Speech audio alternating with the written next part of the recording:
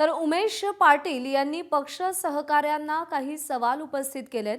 दादांच्या माघारी त्यांच्या परिवाराचं प्रेम कमी कसं होऊ शकतं? काही लोकांचं दादांवर खरंच प्रेम होतं का की दादा सत्तेत होते तोपर्यंतच त्यांचं प्रेम होतं? दादांच्या पक्षाच्या फांदीवर बसून त्यांच्याच फांदीवर कुऱ्हाड चालवण्याचं कोणाचा कट आहे आणि त्यानं कोणाचं राजकीय भलं होईल? दादा म्हणतील मी गेल्यानंतर माझ्या माणसांना तुम्ही जपलं की त्यांनाच एकटं पाडलं, असे काही सवाल उमेश पाटील यांनी उपस्थित केलेत।